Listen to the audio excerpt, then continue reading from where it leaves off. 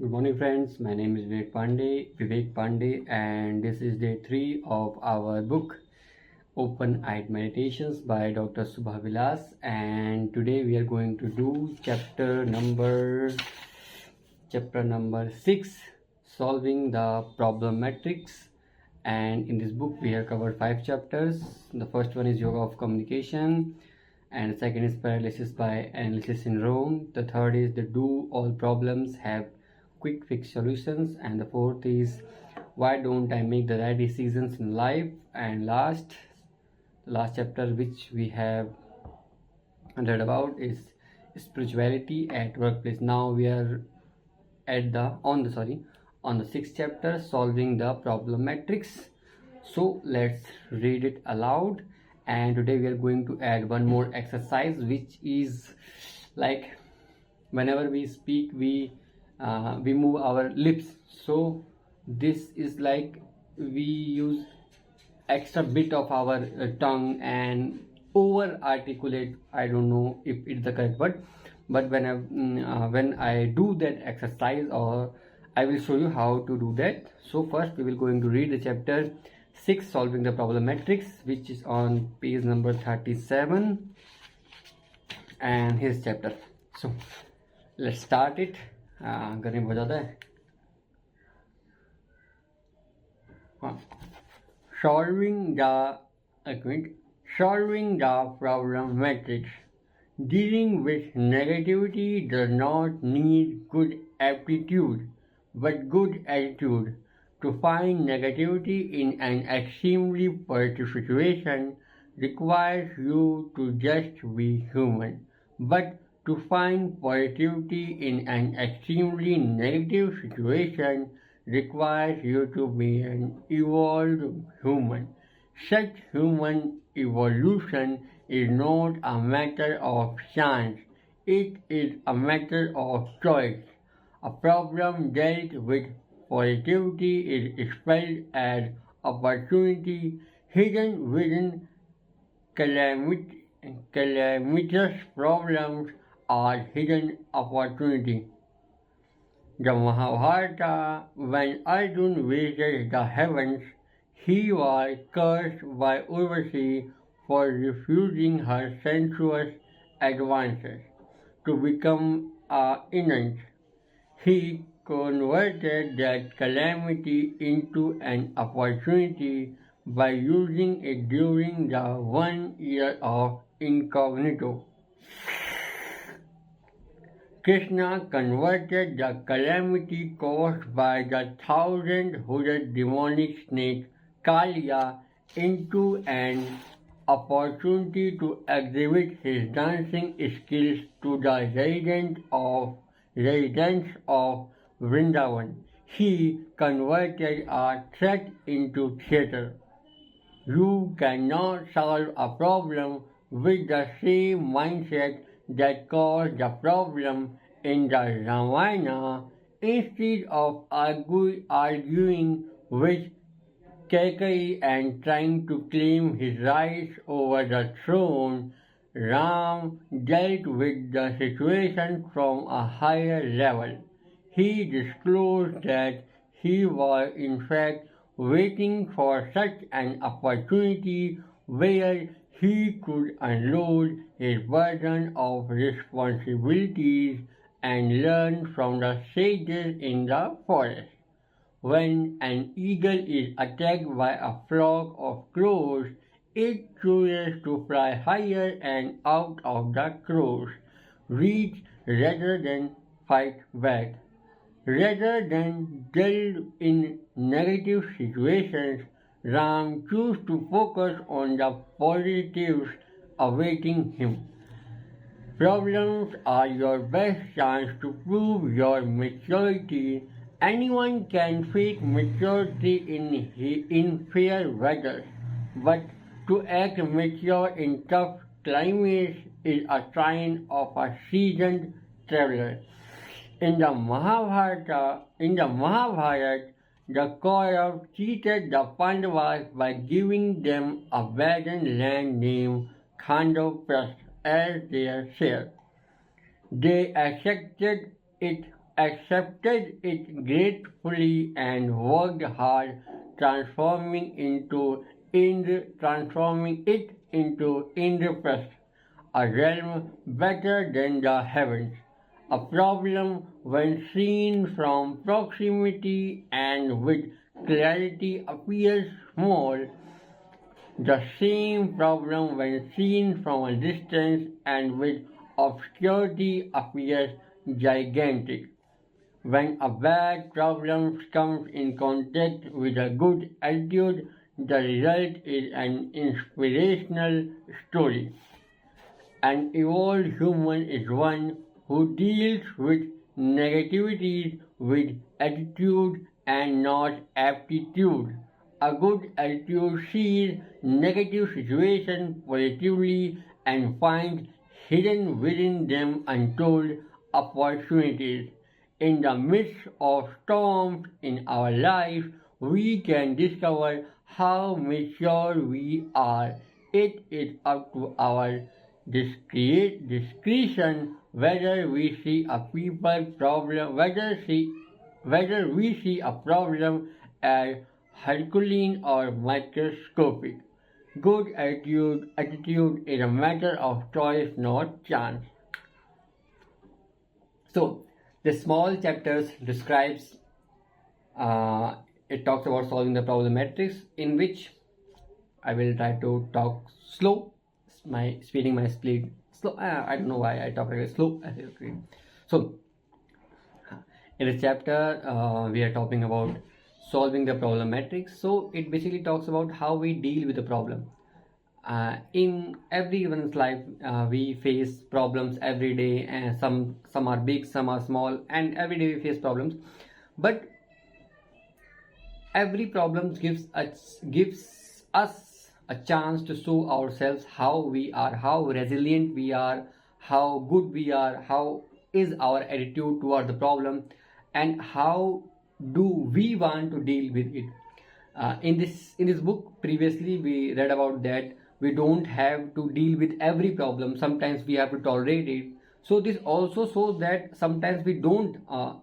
Only sometimes we have to tolerate the problems, but most of the times we have to face the problem and be the person who can people rely on which people rely on. So this chapter talks about the opportunities which comes with the problems and with the difficult situations we face. Just like the example of Lord Ram, when he was exiled by King Dasrath due to Kaikeyi Mata, he didn't take it as a negative on himself, but rather he finds the positiveness in the problem, that he can now go and learn from the sages, and he don't have to deal with the problems of the people. This is like a responsibility on him, that he is the king. He have to solve all of the problems of his country.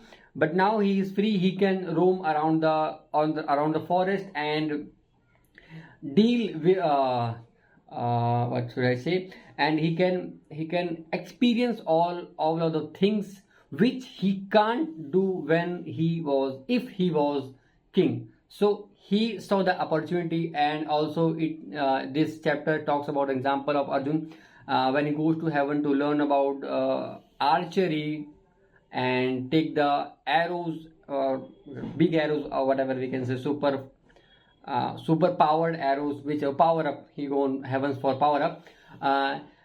He got cursed by I don't know what to call her, Apsara, and that curse get used by like an opportunity. This curse get used like an opportunity by Krishna, that he make Arjun Brihannala, and the character name is Brihannala in the Mahabharata, where he is the dance teacher of Raja Virat's, King Virat's daughter Uttara. Yeah, later. Sorry, not later. Later she becomes the wife of Arjun's son name. What his name was? Abhimanyu. Yeah, she's the wife of Abhimanyu, and she gives birth to the last reigning prince, or the last of the Pandavas, Kauravas, Kuruvans. We can say Raja Parikshit, Lord Parikshit, or we say King Parikshit. He is the last one. After his reign, when he died, as we say in our culture, when he died, then what is it? The Kali Yuga starts. Okay, I know I share with you now. These are first. That was our first exercise in which we use this pens and into our mouth and try to speak. And I'm thinking about that.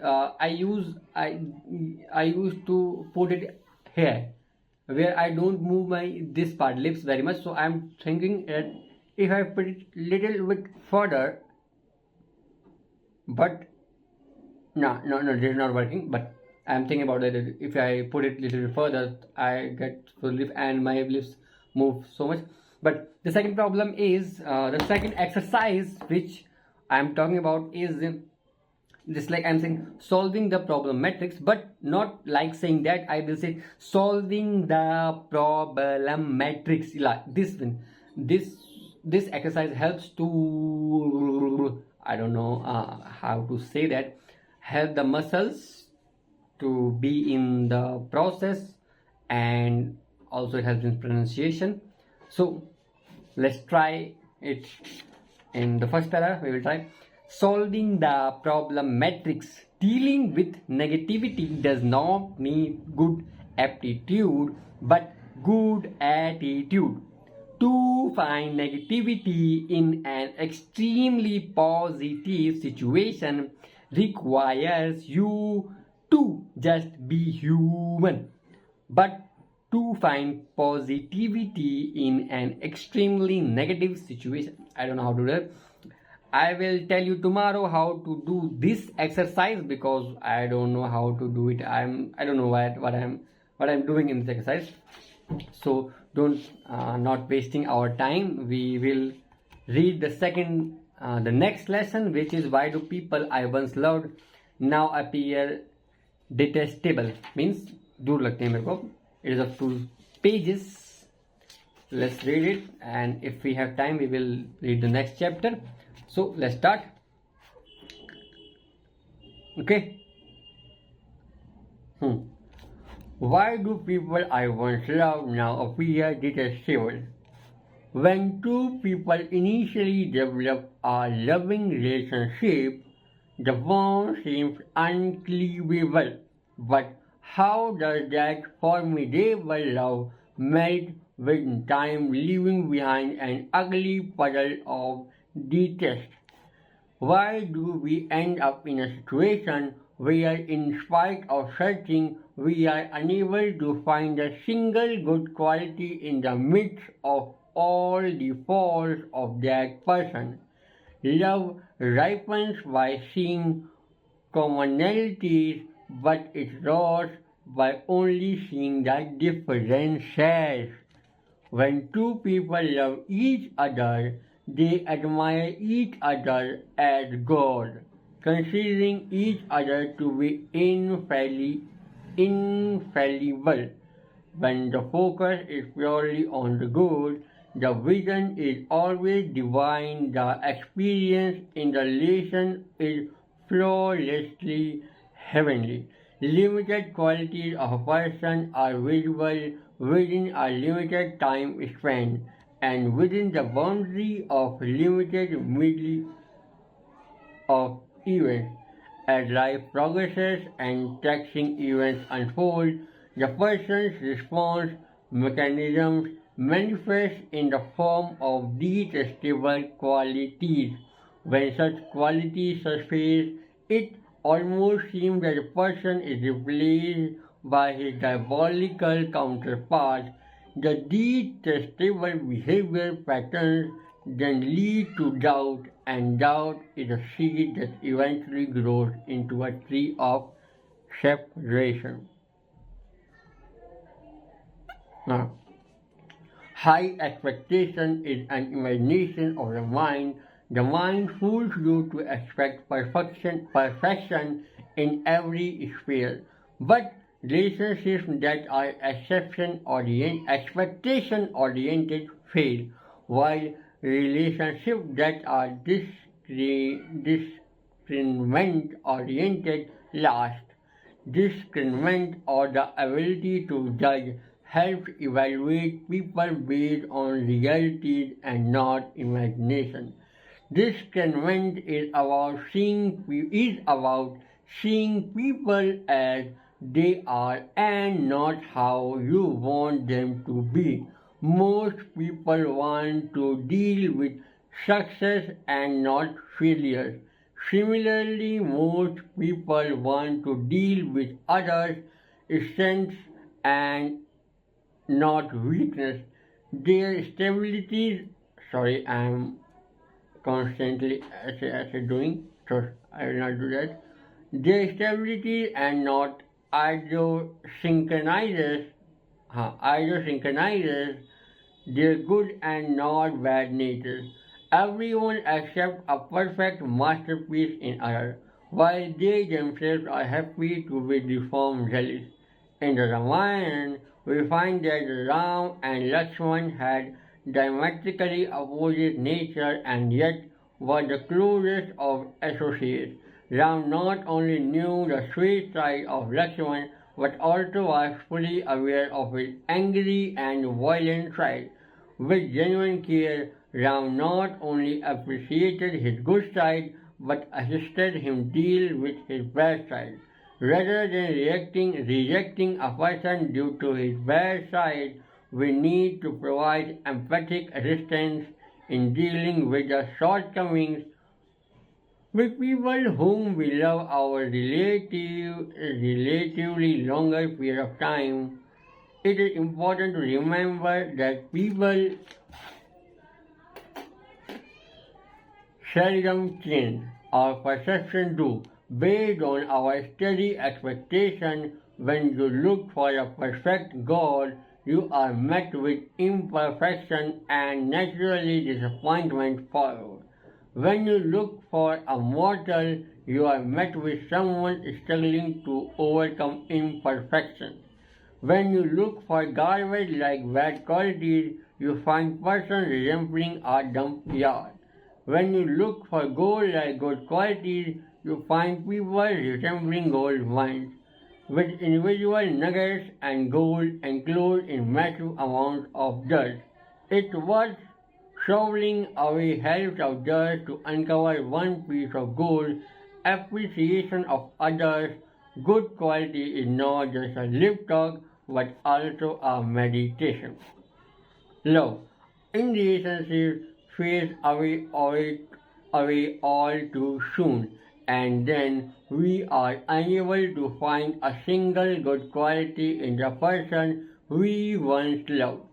The survival of any relationship depends on accepting people as they are and not how you want them to be. It's important to remember that our perspective changes with expectation and we end up getting what we are looking for, whether it is garbage of bad qualities or gold mine of good qualities. People want to deal with other strengths and not weaknesses, their stabilities and not idiosyncrasies. Rather than rejecting a person due to his bad side, the need to provide empathic assistance in dealing with the shortcomings. So, this is the last chapter of today, and we will end up by doing the summary of this. So, this chapter is the why do people I once loved now appear detestable. Means that why do people whom we love now we are not within touch with them, and now we don't talk with them, now we are not that close. So this is due to our expectation. It is my personal experience that whenever you find some people and you like them, you love them, and whatever you want to do with them, we or at least I look them, or we look them the good qualities in them, not the bad side of them, because every person we meet not show their bad side in the first meetings. They don't show their bad side, but as we talk, as we meet them, as we meet people around ourselves, we know that there is a bad side, and we don't want to face that bad side. So we always try that we don't go that side, and we don't explore that side, and we don't want to negate their we want to negate their side, that we never have to face their side. But it's a part of their personality, is the person who they are and who we are. We all have good qualities and bad qualities. So the thing is, whenever we are going for any kind of relationship, it's a friendship or it's a love, everything, we have to accept that he is a person and he has good qualities, bad qualities, and we have to face it. It's like they are. Don't We can't find a people, we can't find a person who is perfect. So as this book says, this chapter says, and as I say, if you follow me and if I follow myself, I will always remember that, face the bad side also, and try to